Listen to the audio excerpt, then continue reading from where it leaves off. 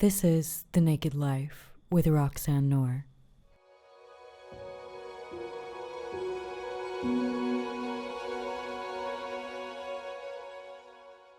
So thank you for coming today. Today, I think it would be interesting to talk about your story in general. I remember when you told me, I felt it was a story in a way of resilience. And I feel like because we're both Indian, and I see a lot of myself in you and a lot of the way in which coming from a marginalized place and then rising, especially because of your intelligence. So right now you are getting your PhD in anthropology at Harvard University, but you came from a small village in India. Mm-hmm. And your background is interesting to me because I feel like, so I am not Hindu, I'm Parsi, and so I never learned so much about the caste system. Mm-hmm. But your background was being labeled as an untouchable. Can you explain what exactly the caste system is and how it goes into sort of what you're studying now, which is classism? The caste system is probably very similar to what we see, which is the fact that it's difficult for marginalized people to rise, and mm-hmm. there's social status, which is keeping people in a locked place. And so what exactly, how would you describe the caste system? And what was your feeling being an untouchable versus what you saw in warrior caste or Brahmin caste? All right. So thank you. We're getting straight into the caste system. So if you go to India today and speak to most people that you're likely to encounter, given the backgrounds that we come from, you're likely to encounter a certain kind of people. And if you ask them about caste system, they'll say, what caste system? It's not a thing anymore. It doesn't matter. It's all up in the past. So it's interesting that we're actually starting by talking about this, but let's just acknowledge the fact that this was the thing that caught your interest so much. So in a sense, this becomes the frame through which people look at me and through which I look at the world. So it is somewhat central. The caste system is basically, so here's how people typically summarize it. It's that when God created humans, he created different people from different parts of his body. So the Brahmins he created from the head, and they're supposed to be the knowledge caste. The Kshatriyas he created from his arms, and they're supposed to be the warrior caste. And then the Vaishyas, the business community, he created from, some people say the thighs, and some versions I've heard the stomach, and they're supposed to be the merchants. The Shudras he created from his feet, and they are supposed to serve the other three castes. Now, this is all it says in the Manusmriti and a few other texts. The untouchables are not mentioned, and they're not Shudras. So the Shudras are what you can call low caste people. The other three are upper caste. They're the twice born, and they're called Dvijas. And all three of them are upper caste. One lower caste. But over time, they developed another category who were either called Atishudras or they were called Panchamas. There are different words in different parts of the country, but they become the untouchables. So they are underneath the Shudras who are created from the feet, and they are not even in the caste system. Their presence is so polluting that they're not even in the system. So we don't know the textual or if there's a actual religious basis for the untouchables. But later on, it was very firmly and completely incorporated into the system. It was very much a part of the Hindu fold, especially because this text called Manusmriti actually lays out in great detail about how different castes should interact with each other and what are the various punishments for various crimes. And it's one of the most horrible texts you'll probably read, but it's also like a very revered text for a lot of people who call themselves Hindu. Now, there is a whole issue of what is Hindu and what is not Hindu, because it's not like the religions of the text. It's not like Judaism or Christianity or Islam, where you have one clear text around which the religion is built. And also that none of us called ourselves Hindus until foreigners did that. So, like the untouchables have this, they're not quite clearly, on the one hand, they weren't really treated as Hindus. They were treated as more like the slaves to the Hindus, because they aren't allowed into the temples, they aren't allowed into anyone's house. And in some extreme forms, like when an untouchable entered a village, they were supposed to do it in the middle of the afternoon so that their shadow is the smallest at that point, so they don't cast a large shadow. My dad told me this, and Yeah. he told me that a shadow can't be cast near a Brahmin, or an untouchable shadow can't fall towards it. Yeah, there are all kinds of rules like that, but it's what I'm trying to get across here is that it wasn't one system all across India. So different rules and slightly different things were in practice throughout the country. So where does untouchable come from? This untouchable is actually a legal category, and it was later called scheduled castes. So what happened is that the British government identified that there is a large group of, it's because of all the protests and activism by untouchables themselves, led by Dr. B.R. Ambedkar, who's like the single most important figure in the fight for equality and rights in India. And mainly, largely through his efforts, and he's pretty much the founder of Dalit activism, and then every politician, Dalit activist to this day will acknowledge him as the key figure. So they started to, there were two movements going on. One was people who were fighting for political freedom from the British.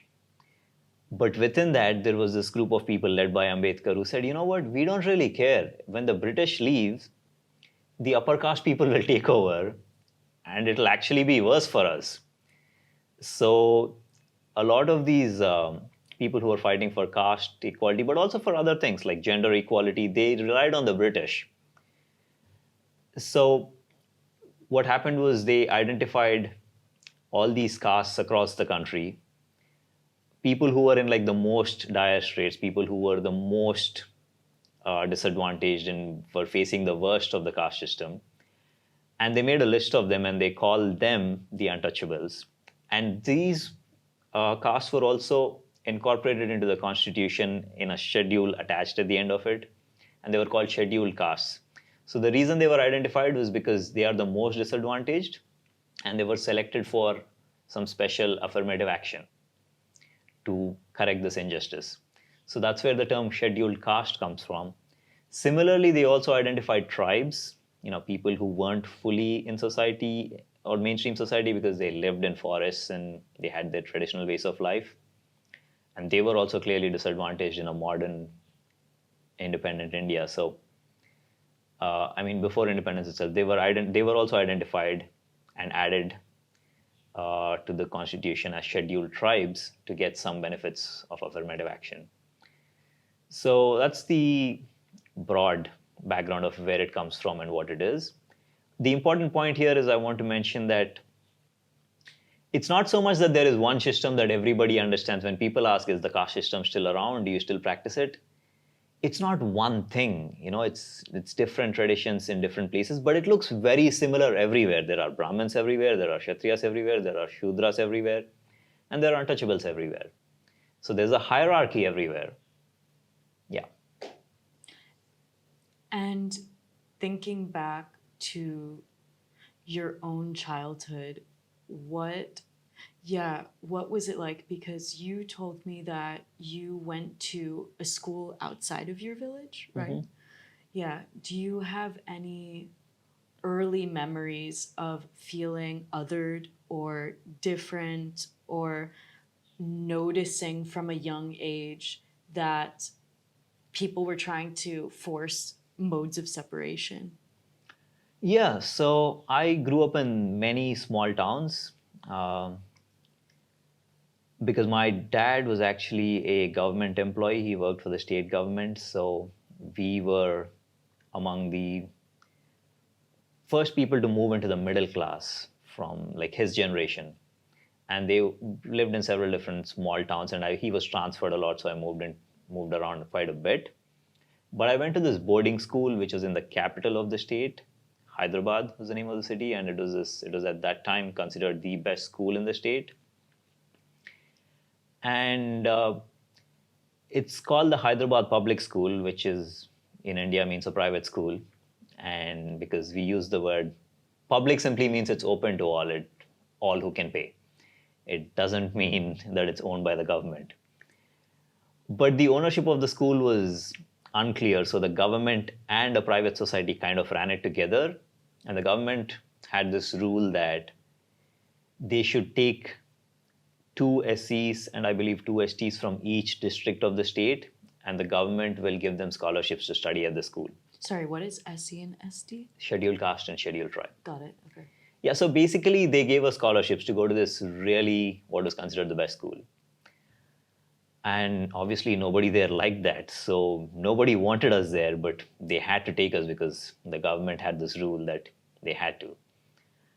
So everything was clearly different. And there's another issue. So most of us were from small towns, and we were like two people selected from each small town or district. And so when we came to Hyderabad, we had to live in the boardings while most other people were day scholars. So soon, what happened was that the facilities in the boarding deteriorated and they got worse and worse. And eventually, only people from the untouchable or tribal communities who were getting these scholarships and coming from out of town began to live in the boarding. By my time, it was just them, or just us rather. And so the word border simply came to mean that you were either a untouchable or a tribal. So now they didn't have to say, oh, we don't like you because you're this. They're simply like, oh, these borders. These borders are like, they're dirty, they're lazy, they're stupid, they don't study, they don't do anything. And the government pays for them, so they don't even have to worry about their parents' money being wasted. So they'd say all sorts of things like, oh, you're just here to waste the money of the government, you're useless, you shouldn't be here in class, education is not for people like you. They would say all these things. Who would say this? Your teachers? Teachers. Wow. Like even administrative staff. But through all this, I didn't register it as caste-based discrimination because I didn't even know until I was 12. So if you looked at the attendance register in my class from first grade down to 12th grade, my name would always appear as Kanishka Elupula, SC in brackets, scheduled caste. For some reason, they noted that everywhere. It was not relevant in any way, but they would always have that. Now, until 7th grade or so, I didn't know what that was. I asked my dad, like, why does this appear next to my name? And he said, oh, that's because we're not rich and the government gives you a scholarship. So he made it sound like it was about class and not caste, simply the fact that we were not rich enough. See, I don't even want to use the word poor because poor in India is a whole other thing. So I'm not going to like insult the poor by calling myself poor. We were definitely not rich enough to go to that school. So I didn't think that they were discriminating against me because I was from a low caste. And they didn't have to, phrase it as such, because they can simply say that you're boarders, as in people who live in the boarding. They're not saying that it's because of your caste that we're doing this. And they would say things like, you're wasting government's money. So we think, okay, it's still about class. It's about the fact that we're using somebody else's money. So they make it sound as though we are lazy because we're not concerned about our parents' money going waste because we're getting a free scholarship. So for a long time, it simply felt to me like they just hate us because we're poor. And that was how a lot of people actually saw it too. At least the other students, because they didn't get it either. And then sometime around 7th grade, you start to learn about the caste system officially in Indian history textbooks.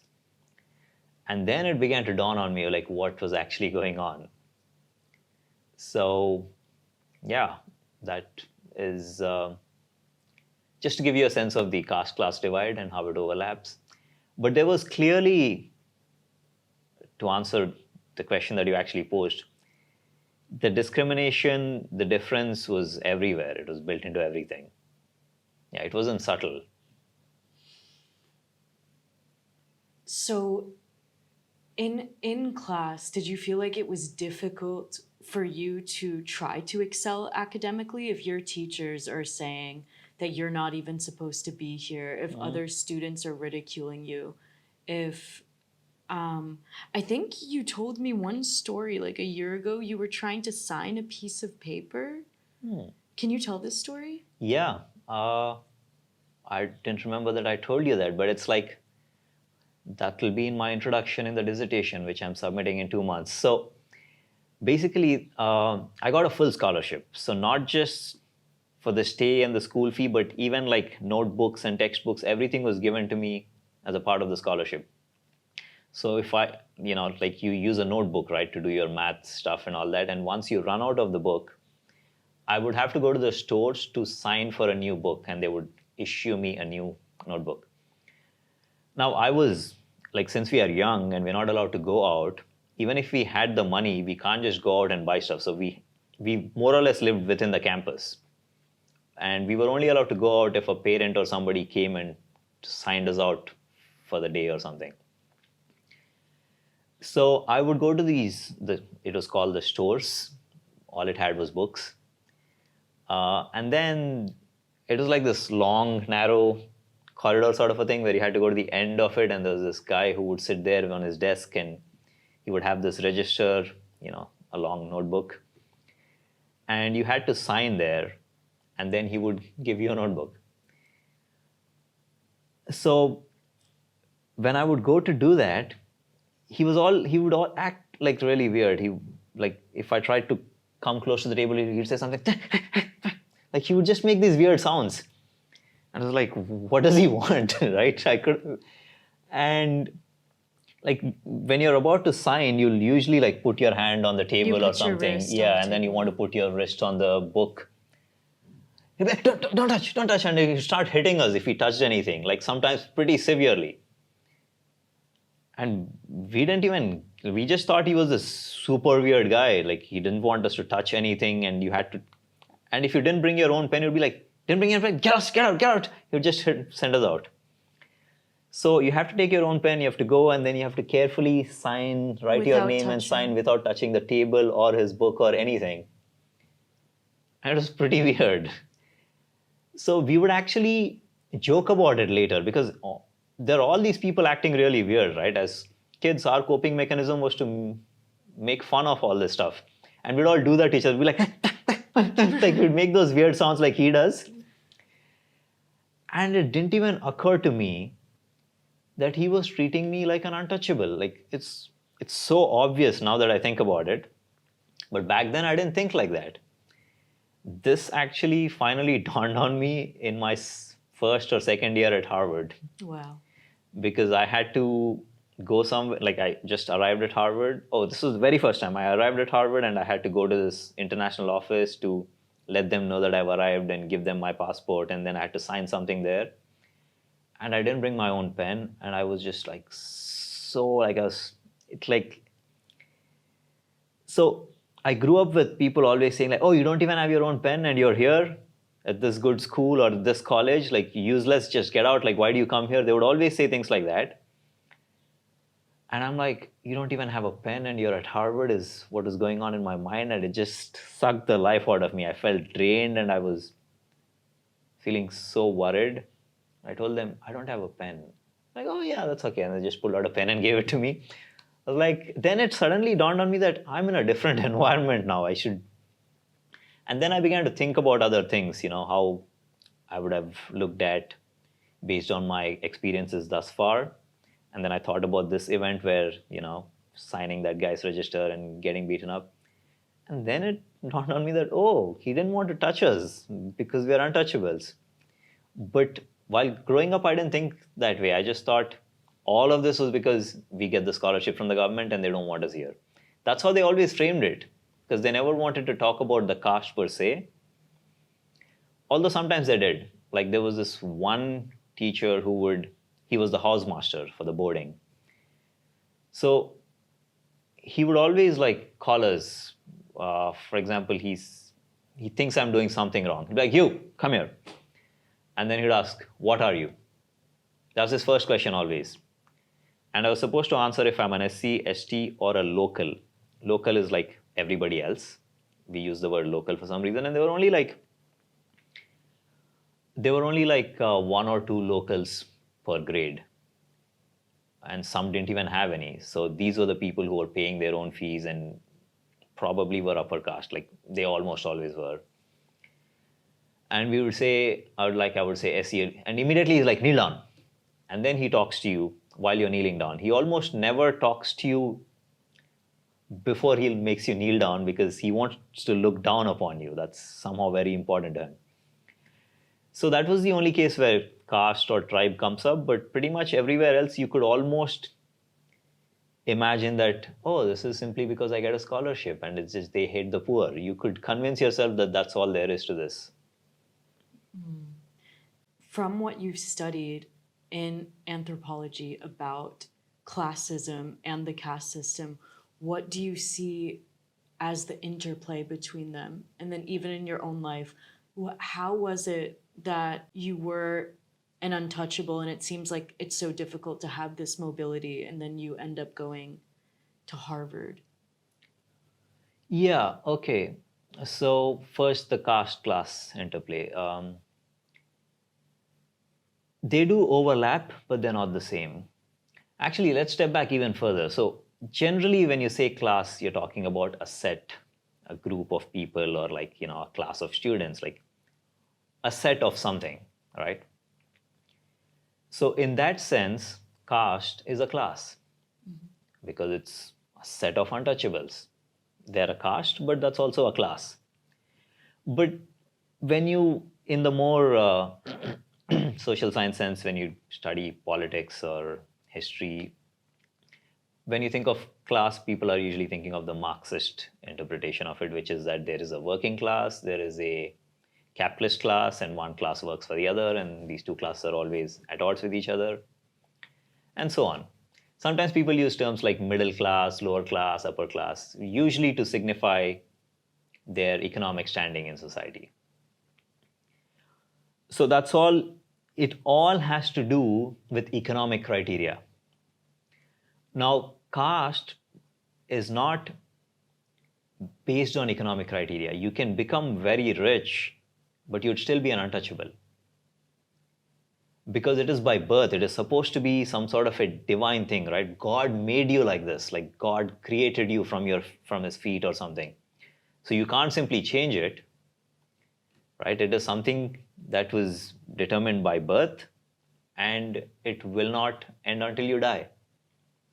That's how it is. So in the ritual sense, it has to do with, many anthropologists have tried to look at caste system as the whole purity and pollution spectrum. So at one end, you're extremely polluted, at the other end, you're extremely pure.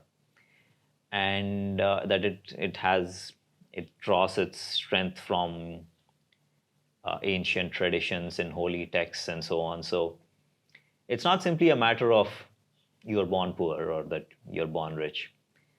Now, even in the West, there used to be this thing where the new rich were sometimes frowned upon. They were looked down upon by the old rich, especially in Germany, and Max Weber talks about this. So basically, there was a time when if you had to work for your money and become rich, you were not considered like legitimate. you are still like something filthy and something that should not happen, because back It then wasn't people believed, yeah, generational. you're supposed to be born into it because you're chosen for it. So now when you belong to the upper caste, it will obviously provide certain benefits because it lets you practice different professions, uh, and it lets you do things like a Brahmin can go educate themselves. An untouchable is not allowed to do that. So it's a strange situation, right? So, like you, I could almost imagine a priest telling the untouchable, "Oh, you're not allowed to read." It's like, why? It says so in the book. Can I look? But you're not allowed to read, so you can't look. So it's this weird thing. Um, So, therefore, a Brahmin or a Kshatriya or a Vaishya, because they're allowed to be in the army or they're already like the rulers and the priestly caste and the traders, they're also likely to be wealthier. Also, they have several rights vis-a-vis the lower castes and the untouchables. These people are simply there to serve them. So they get to extract a lot of free labor from these people. And sometimes they have a patron-client sort of relationship called the judge money system, where you're not really selling anything to the upper caste lord or the village head or whatever. You simply owe him everything. But if the lord is kind, he might take care of you. Like if you're sick or dying, he might choose to save you or not, depending on how things go. There are all kinds of weird systems. Like there's this one example of I think the practice was in Kashmir, and the basic idea is that when an untouchable woman is married, the I'm just using the word lord as a generic thing. The upper caste man that their family works for is entitled to her virginity. So she has to sleep with him first before she can go start her life with the husband. And there are all sorts of things where they're given loans sometimes, and if they're unable to pay it back, then usually it's always their women have to serve the upper caste men. And there's all sorts of practices of exploitation of labor, sexual exploitation, and all the way to like completely inhuman treatment where they can do anything. Like even today, you'll see lots and lots of cases. Practically any day in the newspaper, almost any single day, you will find some news about an untouchable woman who was raped and murdered for some stupid reason, like, oh, she tried to seduce an upper caste man, is usually some sort of a reason, or usually because a lower caste man tried to do something that he wasn't supposed to. So his family, the women, are usually attacked and killed and paraded naked and beaten up and made to drink urine or eat feces or something that's supposed to be very demeaning, and it's supposed to let them feel like they're not quite human. So they're always trying to reinforce that. And some people have argued that such violence is actually increasing in the rural areas as a reaction to the changing times and the rising power. There are lots of upper caste people who can see that things are slipping out of hand. They don't enjoy that privilege and power that they did, and so they are reacting very strongly. Because especially in the urban areas, you can't really tell sometimes who's lower caste and who's upper caste, because for most of my life, people assumed I'm upper caste. And I talk about this a lot because I went to a good school and then I went to a good college.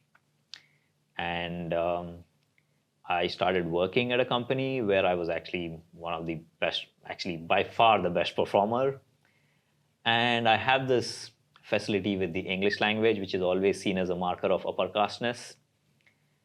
And so when you dress well, speak well, and you're good at your job, and you're well educated, and you show what are called polished mannerisms, it's very difficult for somebody to think of you as lower caste because they have this other notion of what a lower caste person should be like, that too an untouchable. So people always assumed, they would always say, oh, you are like this southern Brahmin, or that you must act this way because your dad is probably wealthy or something like that. And that's why they would say all these demeaning and casteist things in front of me, because they always assumed I was one of them.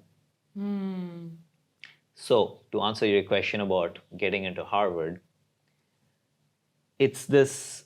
So I got lucky. Now, I have to give a lot of credit to the policies of affirmative action, without which it wouldn't have been possible. Had I not gone to a really good school from first grade, I wouldn't have developed the intellectual capital. So, to people who may say this is nonsense, it's a bad policy, I'm like, it is actually the only hope for many people. It's this affirmative action policies that let people actually break out of their, cage and be able to do something. I have a lot of friends who grew up with me. Some of them are doing all right, because there was this huge explosion of engineering education and lots of new jobs. And so it didn't matter so much that they were untouchables, especially those from similar lower middle class families. But there are also other people I know who, from similar situations, who've ended up with no careers. They still don't have a job, or they don't. I know one friend who was a little older to me. He ended up becoming a rickshaw puller. And I always think about that, it's the difference is so little. Like, you could end up doing a PhD from Harvard, or you could be doing very hard manual labor with practically no real education. Although ironically, he might be happier, but This is also an interesting question. Mm-hmm. So yeah, getting into Harvard, a huge part of that, as you said, was the fact that you were given affirmative action to even be able to get an education. Mm-hmm. And when you've talked about the humanization, it actually comes from, in a way, playing the social games. So yeah, speaking eloquently, having a good education, dressing in a certain way.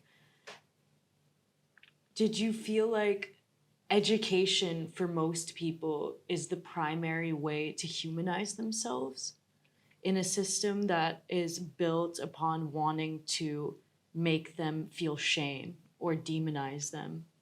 Yes, it is. And it is because it's also the ticket out of poverty, uh, especially among the. So, the word that we use these days is called Dalit. So, it's actually the word that most people identify with. They don't use achut or untouchable anymore. So, or even SC. So, Dalit is the word that I'll switch to from now on. Although there are people now who don't even want to say Dalit, because Dalit actually means oppressed. And people are like, why should we call ourselves oppressed? But that was the word around which the whole Dalit rights movement has been built. So I'll use that. It's the PC word right now. It's the politically correct. And it also has a lot of history behind it, something that we should respect even if we eventually move away from that word. So, what was the question again? Was about the ways in which people who are extremely marginalized can... Got it. Education. So, now, all of this begins with B.R. Ambedkar. He is this first Dalit who is well educated and fights for these rights. And he happened to be extremely cerebral. He was not that great in his childhood in education, but like most smart people, he was interested in too many things to care about academic work. But then he gets a scholarship from the local king for some reason to go on to study law and economics. He gets a PhD in economics and becomes a lawyer, goes to London School of Economics and Columbia University. And he's like this most important symbol of Dalit rights and Dalit hope. So if you go to Dalit homes, you'll always see a poster of B.R. Ambedkar, or there are many places that are called Dalit streets. And at the entrance, you'll always find a statue of B.R. Ambedkar. He's usually in glasses and usually a blue suit and sometimes holding a book and pointing the way forward. And the book is the Constitution of India because he was the chairperson of the Constitution Committee, and he also served as the first law minister, law and justice minister in India. And he was the one who introduced rights for, like, he introduced something called the Hindu Code Bill, which gave women rights to get a divorce and to, inherit property and all of those things. So he was basically like changing policy. Yeah, he was the most important leader in what is sometimes called the social movement as opposed to the political. So there were all these Gandhi and Nehru and lots of other people who were interested in let the British go so we can take over the country. That was their agenda. They wanted political freedom, and they were the political reformers. There were social reformers who were like, either the British stay or leave, we have too many problems within our society, like the caste system, like the sati, where you burn women, or that the widow remarriage was not allowed. So there's a tradition of where 12, 13-year-old girls are married off to like a 60-year-old guy, and he dies, and then she's never supposed to marry again. And there are all sorts of social evils which people tackled in different ways. Some people said that this is nonsense, this is evil, so Hinduism is like really bad. That didn't gain a lot of traction. So other people tried another approach. They said something like, Hinduism is this great religion which has been infected with all these stupid, evil traditions which are not a part of the core thing, and we should get rid of them. That actually caught on a little better. So they had this thing called the Brahmo Samaj and Arya Samaj, which tried to do various things. Like they tried to take the untouchables back into the Hindu fold and try to say that we are untouchability. I don't know what the word is, but it was almost like like how Christians have this baptism. It was almost like that. They tried to create some sort of a ceremony, totally made up, not a part of the tradition. But traditions are made up at some point, and they take hold. Unless you believe that it's all the word of God, you'd have to assume that at some point somebody came up with it and it caught on. So they tried to do all sorts of things, tried to get people back into the Hindu fold because they were trying to create a united Hindu front, and they were trying to remove the social evil so that this will be acceptable to the lower castes and untouchables. Here's an important thing to note. The Shudras, the people made from the feet, the lower castes, make up about 50% of the population of India. Half. Yeah, probably a little more. There was a census done in 1954 or something, and it was, I don't remember when, but it was 54%. If anything, the number is greater now, because poorer people, lower caste people are likely to have more children than richer people. Dalits make up around 17-18% of the population. The tribals make up another 8% of the population. And the Muslims another 11% or something. And then, you have all the Parsis, Christians, Jains and Buddhists all put together, I don't know, very small, less than 3%. So that leaves the upper caste people, which is the Brahmins, the Kshatriyas, the Vaishyas, all put together are less than 12% of the population. So this is not like the US where the whites are a majority and therefore they have an edge over the blacks. They're actually in a minority here, and they control everything. So in a democratic society, if you have this political consciousness among the lower castes and Dalits who are like, okay, we don't want to sign up for this nonsensical caste system anymore and we're going to fight for our rights, it can be really bad for the upper castes who are in a minority. So they've had to make these concessions, and that's why there was some reform going on there, because they were worried. At one point, the worry was that the Muslims are all united, but the Hindus are not. And when this was upper caste Hindus who were worried about their safety, so they needed to fortify their numbers. So they wanted the lower caste people and the untouchables to come back into the fold so that they can provide a united Hindu front. And so they had to do all these things, which didn't really catch on because they would, I guess baptize is the word I'm going to use, they would kind of baptize you back into not being an untouchable, but nothing changed in their lives. People would still keep them at a distance and so on.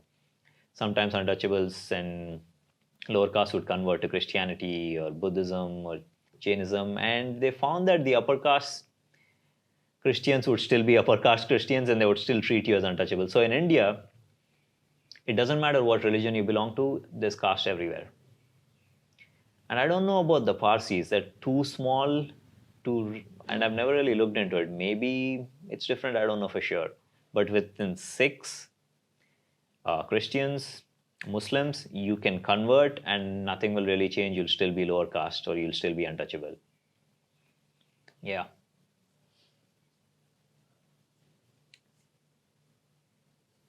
What do you feel outside of just predominantly education? What do you feel in your own span of consciousness or in the emotional realm or the emotional mental body? How do you feel like you got rid of internalizing marginalization? And this is something that has also been studied not in the caste system, but with Black people in the States. So before taking a test, if a student has to fill in their race and they circle in that they're Black, their test score is automatically lower than when they don't have to fill out their race on a test because of the internalized prejudice, the pressure, the feeling of not seeing examples of people in their communities going to college and achieving. And so much of the oppression that we face, it's not really what other people tell us, it's the way that we feel about ourselves over time. Because if something's repeated to you 100 times again, you're useless, you're not supposed to be here, you're not smart, it becomes a form of truth in a way. So how do you feel like you got rid of these chains or these all of the harshness that was done to you? And how did you find this inner resilience to go to America, to pursue? Okay, so I don't think I've gotten rid of it completely because it's been ingrained into me from such an early age that I don't even know where all it is and how it manifests. But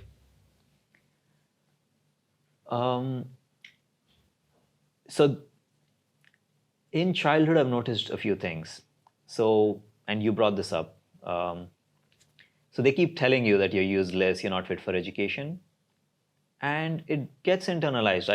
I had these friends in 7th grade or 8th grade. I was like, there's an exam tomorrow. Let's like prepare for this. And one of these friends of mine was like, oh, stop acting like one of those locals. You're an SC. Education is not for you. He was joking about it, just the way we joked about that weird guy who would hit us.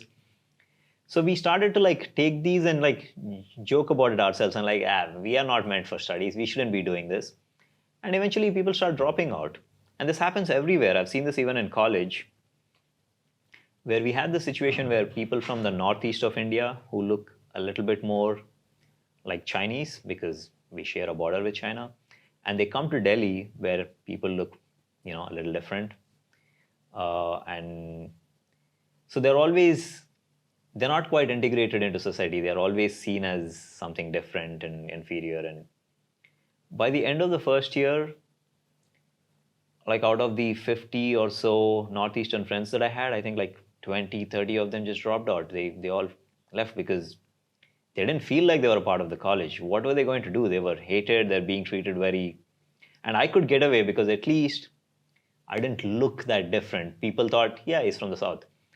Now, many people knew my caste, but still because of the way I presented, most people just acted like I was upper caste. And at some level, they couldn't compute it. Yeah, the dissonance was just unresolved. So they would even say very casteist things right in front of me because they would just forget. Okay, but to stay on track, to answer your question. Now, so this is a huge issue. So these studies, the studies that you mentioned, have been replicated in India. So for example, they've done studies where they do something to remind somebody of their caste. Like they might simply say, they might separate people on the basis of caste and they might ask them to take the test. Same results. Once you're reminded of your caste, the scores fall.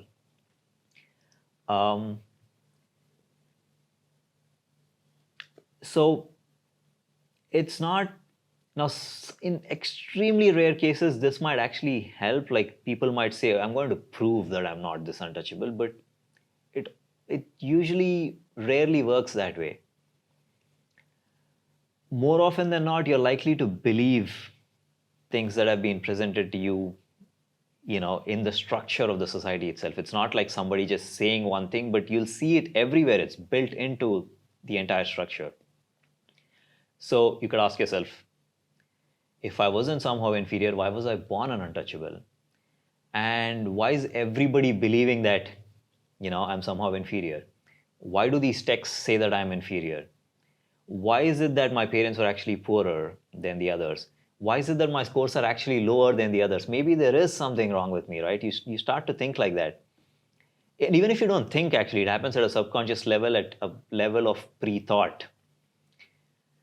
So this is probably the primary reason why most people underperform when they're from disadvantaged backgrounds, because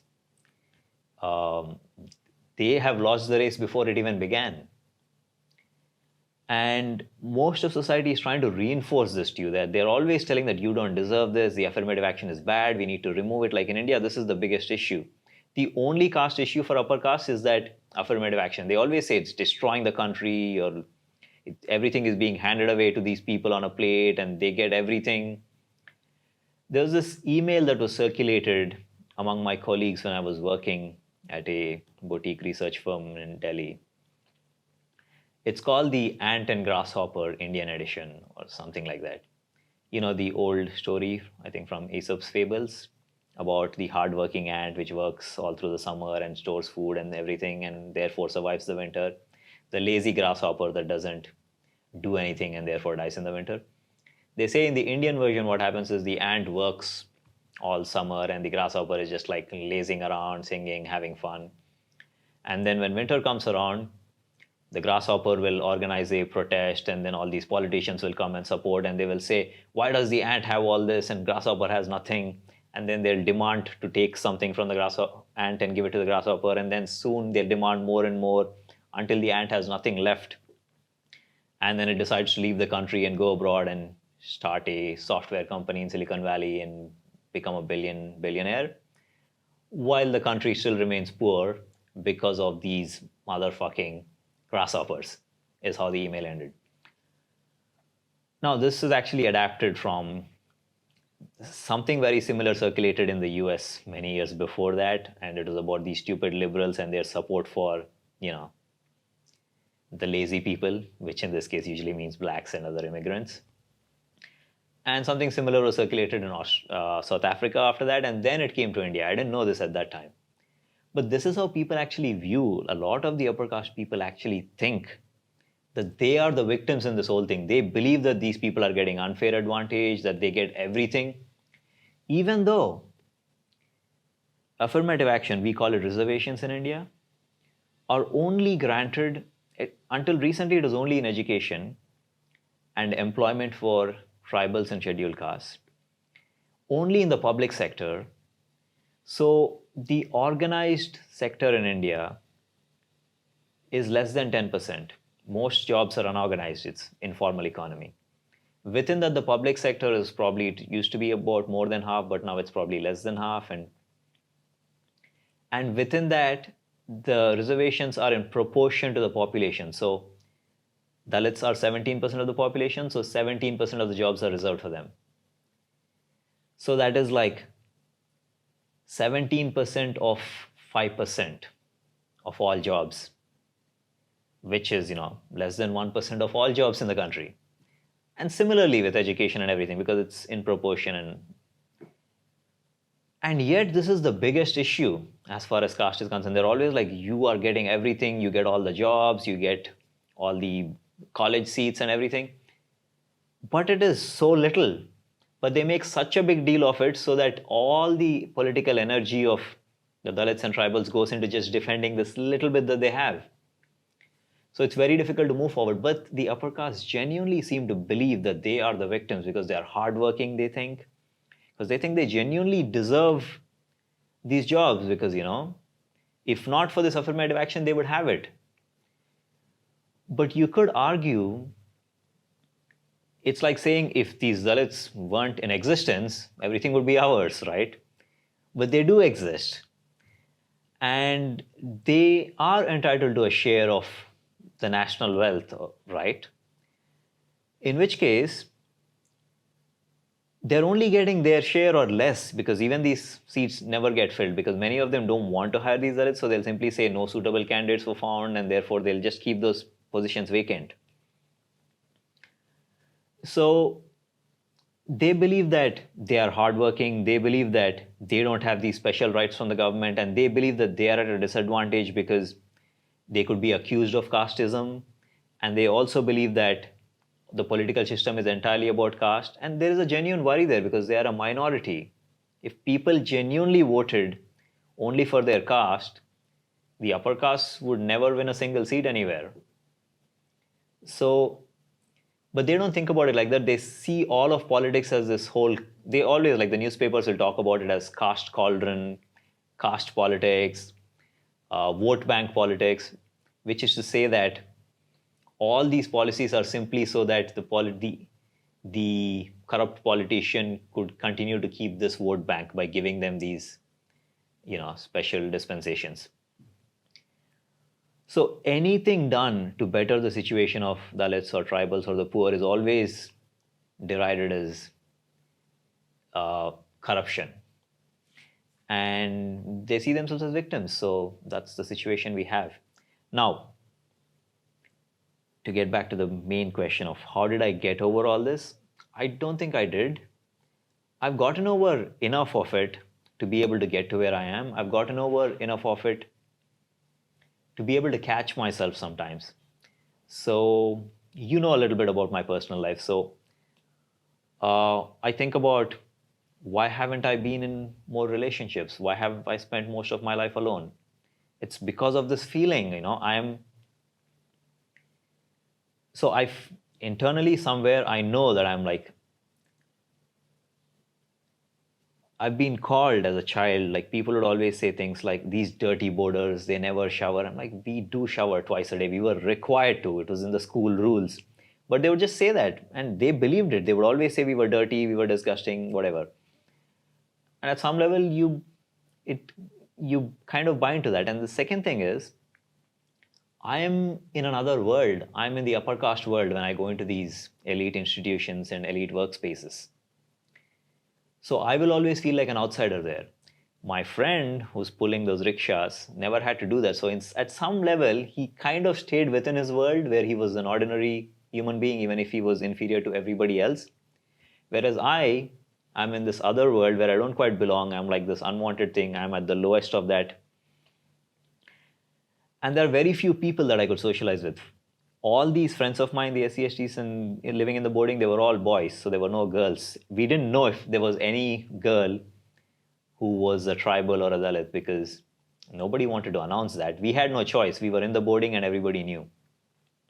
So same thing happens when I go into college, when I go into this workspace. There's always that distance. When people are saying these really castish things and they're demeaning things, which sending out emails about this, the ant and grasshopper. And I know that, whatever social interactions I have with these people is reliant on their assumption that I'm one of them. I didn't openly tell them what caste I'm from. They didn't ask. Because it is taboo to directly ask. But they didn't have to because if you see their behavior, if they assume that there were some lower caste people there, they wouldn't behave the way they did. For them, it's just so natural that, of course, everybody here would be upper caste. Like, why would anyone, one of those untouchables, why would they be here? So they would say things like caste is like this, caste-based reservations are terrible and these politicians are doing bad things and all these untouchables are just robbing the country. And I would oppose it. And to them, it was super strange. They're like, why would anyone? They couldn't understand what was going on. And they would all say, like, this guy's a strange guy. He has these contrarian views. He's so weird. Because it just didn't dawn on them. Now, in such a context, who would I date? Why would I? Like, I don't want to be with any of these people. They don't want to know the real me. And I don't want them to know the real me. Not because I'm ashamed or anything, but they don't deserve to know the real me, is how I looked at it.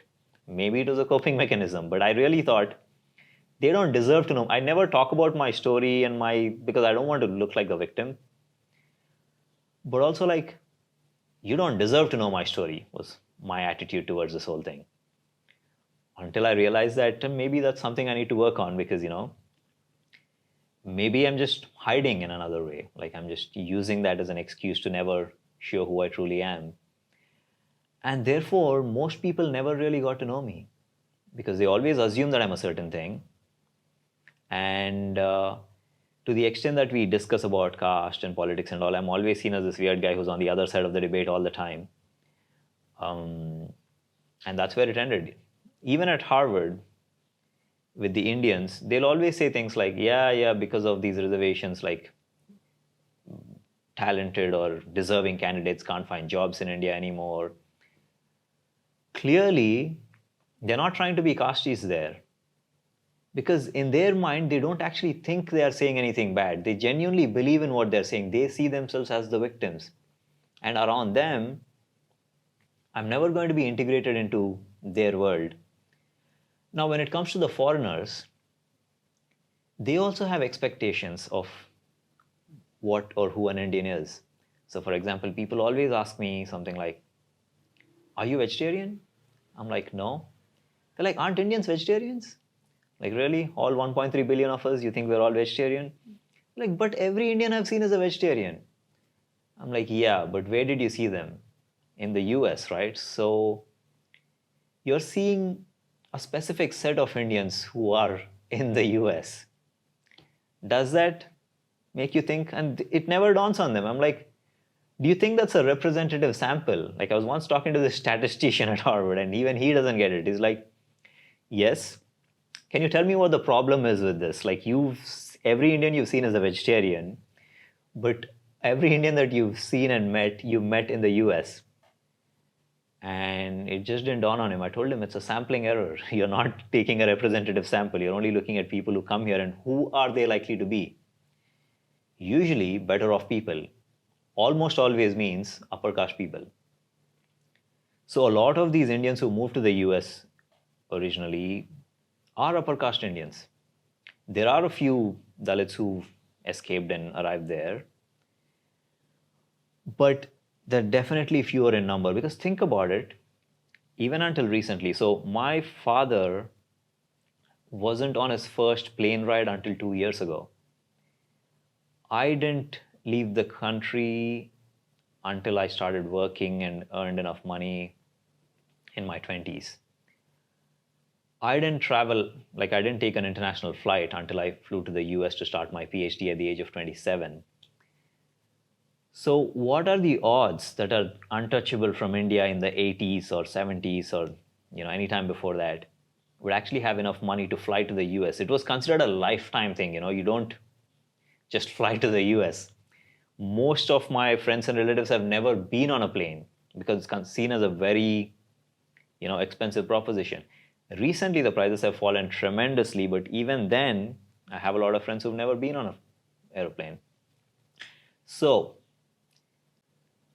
the one thing that I can do and I keep doing and I keep practicing is to become aware of where I'm letting this past of this internalized stigma and this lack of feeling of being not enough, where it's affecting me. And sometimes I just feel helpless. I'm like, I know it's happening, I can't do anything. Although all of this has changed quite a bit in the last year, but even until last year, I've had a lot of it. And I've been working on it, through my healing processes. And I was working on my health and my psychology and my depression and my anxieties. And I've been meditating. And the whole process is one of becoming aware, so I know what to do with it. And I think I've made like huge strides, like probably 80-90% of the way there, but there's still times when it suddenly shows up and I'm not aware of it until later. The interesting thing, I think, also is you coming to America where Indians are considered like the good immigrants.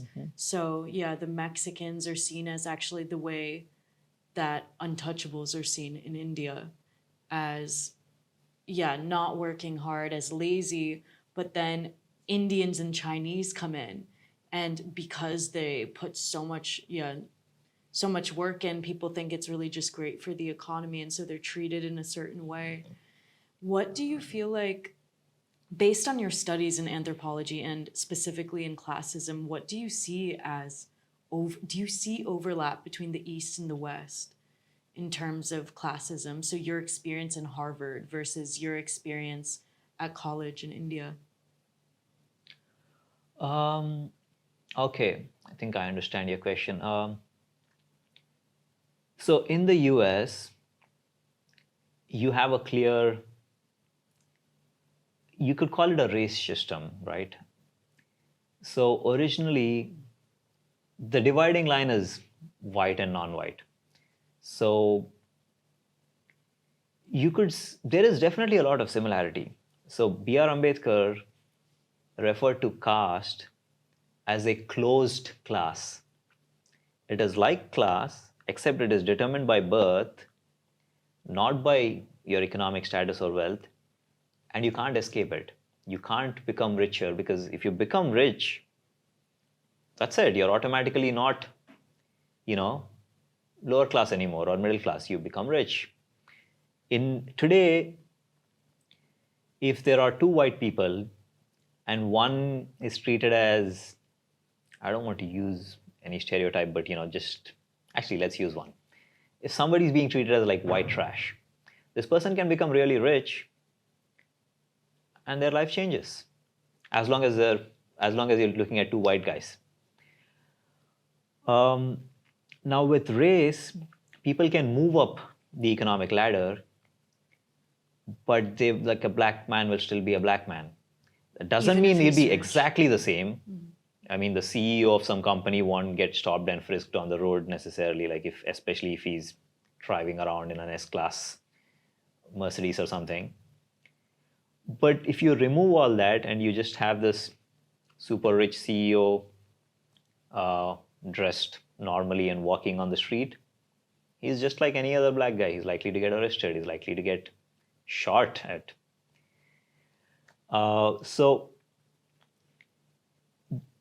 in fact, a lot of people compare caste and race. I do this a lot in the US. When I try to explain the caste system to somebody, I always say it's kind of like, the black, I try to use the race relations in the US to explain it. So now, when you think about, actually historically, Irish were not white, right? The Jews were not white. They were all different. At some point, people said, you know what, let's mix them in this, and the dividing lines keep changing. But the difference is always there. There's always another. And it's also like a spectrum. Like for some people, Jewish people are fine. They're all white. For some people, they're not. Then there might be a few people who still say, oh, these Irish people are not white. But I think there's almost nobody of that kind left anymore. They've been properly integrated into society. As far as the Indians and Chinese are concerned, it's true that being Indian actually comes with a lot of privilege in the US. In fact, I'd rather be Indian in the US than untouchable in India. I mean, without a doubt. But I actually think it's like better. In some ways, it might be better than being upper caste in India to be Indian in the US, especially in the circles that I'm in. It might be different if I go to some village in Texas, obviously, but in Cambridge, Massachusetts, people will assume that I'm smart. I mean, like there are so many people who want to show how multicultural they are, and they'll be more accepting of me. In fact, they'll want to have me, they want to make friends with people like me and so on. Sometimes it gets annoying with these old white ladies who come up to you and they're like, oh, I'm so sorry for how Donald Trump is talking. He's not what our country represents. Like, can you just let me get my coffee? Like, do I have to deal with this? Yeah. And there are also all those white girls who want to date across race lines and whatever. There's all that. There are all these people who want to show their street cred by having these friends from, different communities and cultures. Now imagine that the population of Indians in the US is as much as the Mexicans. Do you think the situation will still be the same, that we'll be respected so much? I think not. Right now, we are not only a model minority, we are also a micro minority. We are small enough that we don't really threaten anyone. People are not scared of us because Indians are not known as we're not known to be violent. We're not having any gang fights. But that's because there's only like a elite few of us. There are several people who work, in Subway and whatever, earning minimum wage. But we're not ganging up. We're not into any, serious. We're not connected into the crime world. We're not really politically significant enough to make a difference. So it's all right. But once you have, like if 20% of the US population becomes Indian, you will see that everything changes. Also, like right now, you can't really accuse Indians of stealing people's jobs because, if somebody accused me, I would ask, so what are you, a cultural anthropologist? Like, did I steal your job? Is that what happened? Yeah. Other people might even say, like, what are you, an interventional cardiologist? And you can be sure that no doctor or, any other very high skilled professional is out of a job because of an Indian guy. None of them are out of jobs, right? Same thing with Chinese. But although there is enough Asian hate and all that going on, as the numbers rise, this whole thing is going to change. So there is similarity, there are differences, but we can understand the nature of difference and discrimination and stigma by looking at either case. It's not that different, except a lot of people say that the caste system is particularly vicious because of how it derives its strength from holy texts. Whether or not that's true, people actually believe that it has some sort of a spiritual or a divine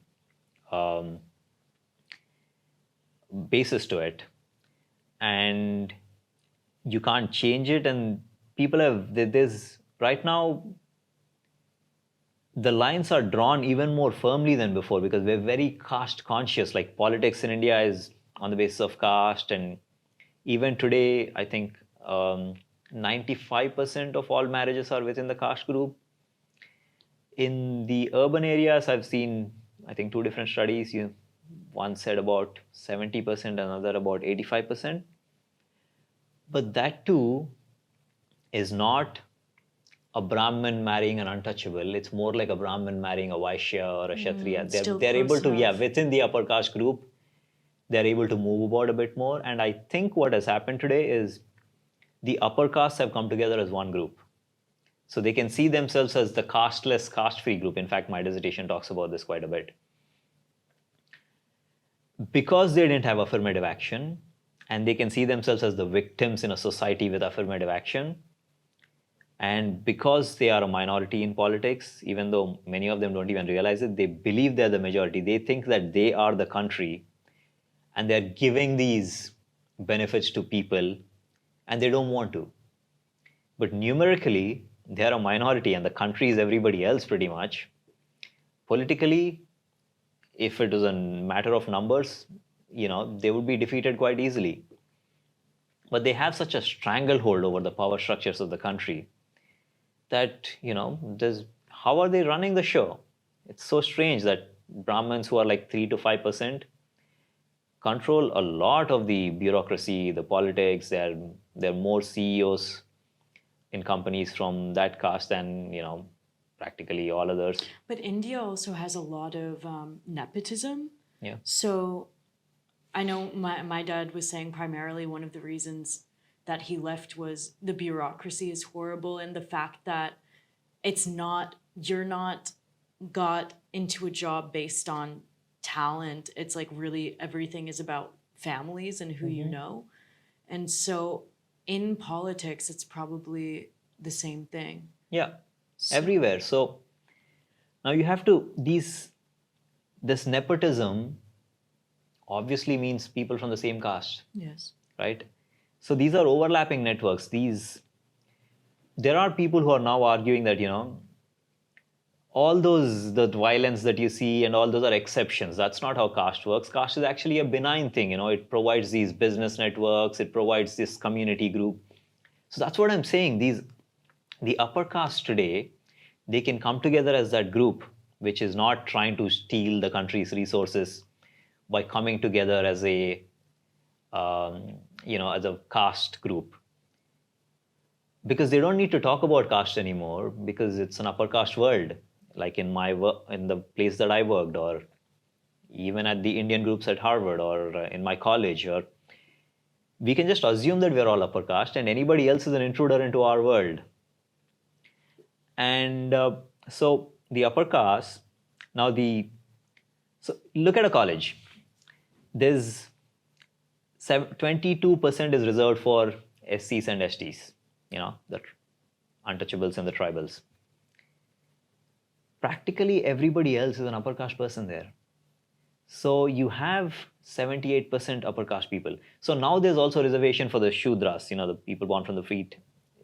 It's not exactly for the Shudras, but it's called other backward classes. But it's more or less the same. There's a huge overlap. So even then, even once you've implemented this I think the implementation happened in 2008 or later, you still have 50% of all colleges and universities are upper caste people. Usually more than that. Now their population is only about 12%. So they still have 4 times their population is being represented in colleges, in elite jobs, in everything. So clearly, they're getting much more than their fair share, right?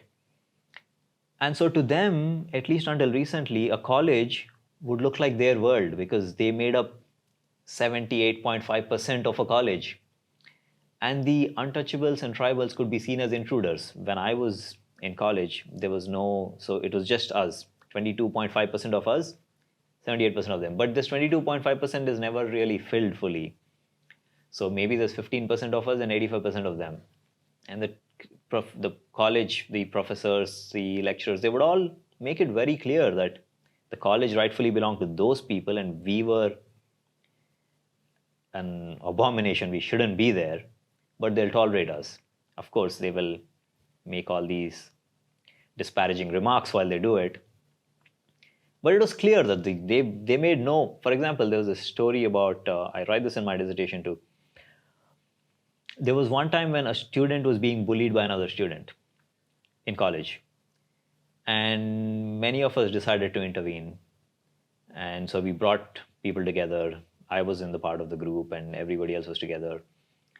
And several people said something along the lines of, you shouldn't be doing this to him. He's also a merit student. He's also like us.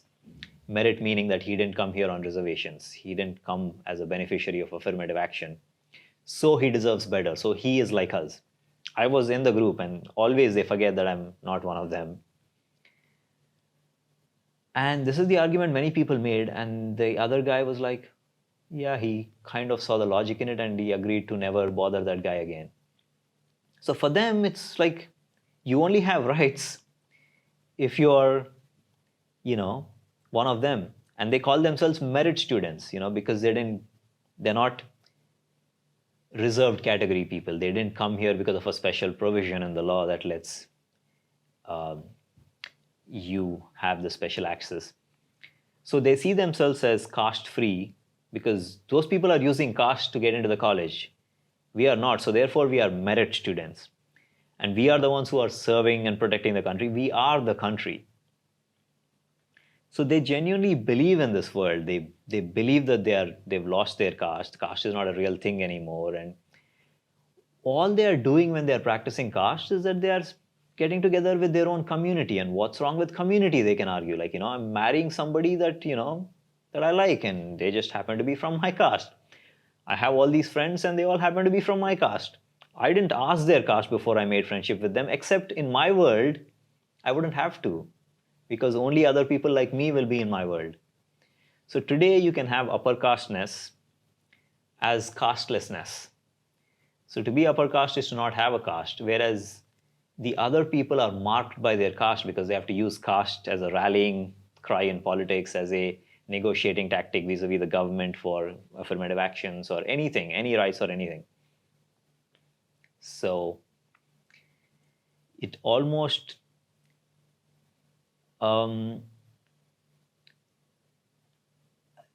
so the I could actually, like, you could see the how an upper caste person actually believes that they are the good people, they are the ones who are the victims, and they are the ones who are being taken advantage of, and how they genuinely believe that there is no caste anymore because they don't see it. It's like in the US, there are all these white people who say, I don't see color. You don't have to, right? Exactly. Yeah, I had this conversation once with this student, Indian born American, who went to India over a summer, and then he was back at Harvard, and I was telling him that, yeah, I study caste, and he was like, but what caste? It's not a thing anymore, right? And I say, no, it is. He's like, I was in India and I didn't see any caste. I'm like, what did you expect to see? Like billboards saying caste? Like, it's a sign of your privilege that you didn't see caste. Yes. Yeah. Yeah, and I think it goes back into what you were saying, that when you feel, because in the situation of India, actually, the higher caste actually isn't the majority, but they feel like it because they have this hold upon politics. And in the US, obviously the whites are the majority, so they're not faced with seeing the disparity of color. And so, yeah, how do you see your dissertation? What, yeah, in the caste system, what is it that you want people to leave with? What do you want to see as, yeah, the future of India and the future of, yeah, people who grew up in the way you did? So so as far as the dissertation is concerned, it's it doesn't really have, just by the nature of how academic work is done, it's usually we try to add one minor point to like the whole field of study. We're not going to say this is the problem, here's the solution, because it's too broad to like have any real relevance at this point. But I'm actually studying this castelessness, both among upper castes and Dalits, how people believe that there is no caste, even though it's everywhere. To be honest, the situation isn't great because now everyone's more dug in their heels because the lower castes have to talk about how they are the disadvantaged castes and therefore they need to do something about it. And the upper castes are always like, you are the guys who are practicing caste. Just like in the US, like people who ask for racial justice are being considered the racist people. Same thing in India. It's like I would be called casteist because I'm talking about caste and I'm studying caste. They're like, why are you doing this? Why can't you let caste go? Like, why are you hanging on to caste? Like, really,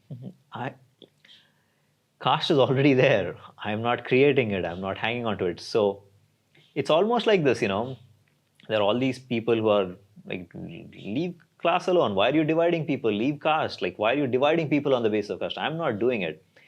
It's almost like accusing a oncologist, a doctor who studies or treats cancer. You wouldn't go up to him and say, why are you just like, let cancer go? Why are you so hanging on to cancer? Like, cancer is bad, let it go. It's like that. I'm not creating the cancer is already there. I'm studying it. The problem is with caste or in general, if people don't let go of all their inherited privileges, if they want to hang on to it, it is very difficult to have an equitable society. And it's also, if you're not willing to look one way of putting it is if you're not willing to put yourself in another person's shoes, it's difficult to see anything other than what you want and what you need, which is what's going on right now. So, because a person is born into an upper caste, they, to them, they see a certain India. And somebody who's born as an untouchable sees a whole other India. That is it. Like just that birth more or less determines it. That's why I have all these upper caste friends who just don't see my point. They can't. In fact, they think, they're like, why are you being so weird? You're like totally fine except for when it comes to caste. They almost want me to, not be like those other guys. So this is where so I briefly mentioned before about ethnocentrism and how we see the world based on our culture and how we've been brought up and the concepts that we were exposed to early on in life. At some level, we have to learn to deprogram that and look beyond that. Now, very few people are willing to do that. Most people don't even know that it's happening. So I once had this conversation with a friend who was talking about the Parsi tradition of leaving their dead to be eaten by birds. And he was like, that's awful. Like, what kind of a human being would think of doing something like this? It's just, how can they do this? And he was going on and on. It's like, dude, I was pretending to be a Hindu then because I may or may not be a Hindu depending on the situation and depending on who's judging me or depending on whatever. So we have this tradition of burning a woman alive with her dead husband. And you think that leaving a dead body out there to be eaten by birds is so bad? He's like, that's not what I'm talking about, though. You're comparing two different things. I'm like, yes.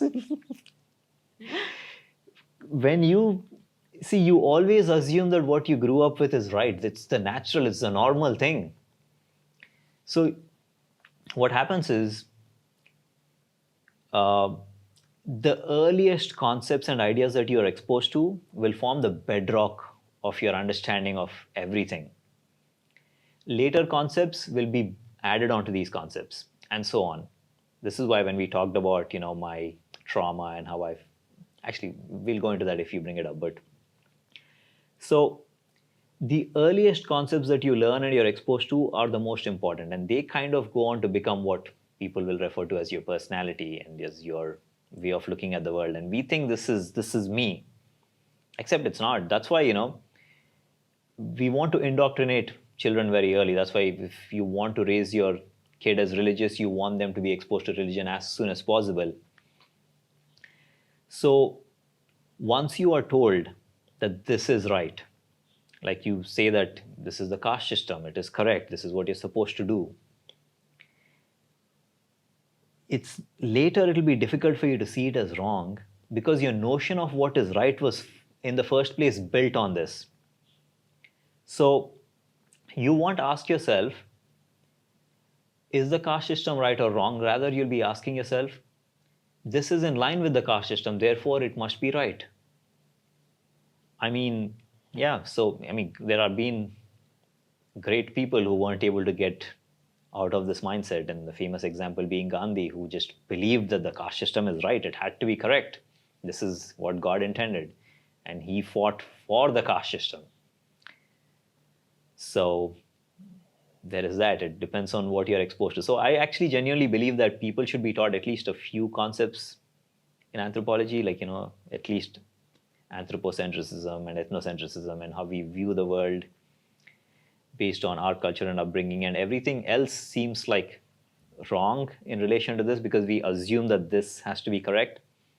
Some people later on in life, they challenge and question and they re-understand everything. Most people don't. So yeah, we need to teach people about equality and also like how to actually view what is right and what is wrong. Another way to do this is to meditate. Usually takes a really long time and almost never works in the Western context, but you're genuinely going beyond all concepts because everything that you know as or through a concept, and you want to go pre-conceptual and see what is there. Yeah. what do you feel the general public should know about anthropocentrism? So ethnocentrism, it's what I just said. It's that your views and your opinions and what you think of as right and wrong are a product of the earliest ideas and values and behaviors that you were exposed to. So don't just assume that it is correct. Look at where it's coming from. Like, try and understand that what seems perfectly logical and correct to you may not be correct to other people. And it's not simply that they're wrong, rather that a lot of what we think of as right and wrong is based on the ideas and concepts that were put into our head at a very early age, and not because they are objectively correct. Especially when it comes to culture clashes. In religion we see this all the time. If there are two conflicting beliefs, we assume that they have to be wrong, because how else can it be? Otherwise we are wrong. It's just that what seems right to you and is usually a matter of your upbringing and your privilege and what serves you. So question all of it. Yeah. Huh. Well, I think we should do a second part another day, because I want to go more into. I think it would be interesting for us to also tackle morality. Mm-hmm. And because you kept bringing up this right or wrong. And I think a lot of the issue is in the righteousness itself, that's based on ideologies that we didn't choose, that were just fed to us. Sam Harris has a nice view on morality that's quite interesting, which is the fact that suffering is just suffering. So when we think about something like mathematics or physics, there's not like a Indian mathematics or an American mathematics. There's just mathematics. Mm-hmm. Same with physics, same with, certain schools of thought that are just global. It applies to everything. And he says morality actually should go beyond the culture. And what it is just the fact that if it causes suffering, it's wrong. So you could say the ritual with burning women after their husband dies, is that causing suffering? It's wrong. Telling someone that they can't read a book or go to a school, is that causing suffering? Then that's wrong. And so the whole view of morality shouldn't be based on religion itself. It should be based on, is the person going through suffering? Mm-hmm. And I think this is interesting, and it's a delicate topic too, because there feels like there's no place to really stand, that we don't have a consensus on truth because of so many of the ideological divisions that we're constantly faced with, and the fact that we're forced as a society to become more and more mental. And I think that's beautiful with what you said about meditation, and why it's a homage is the fact that you're going beyond your mind, and the mind and the thoughts aren't even, it's not even your own. Yeah. Okay, So let's we'll have do a that. second talk soon. All right. Thank you for coming today, and for sharing so openly about your life. And I feel like, when I would go back to India, because I'm Parsi, because we're not Hindu, and because I would usually go back to Mumbai, this was never part of conversation, and something I've always been really curious about. So thank you for taking the time. All right. Thank you for inviting me. Wow.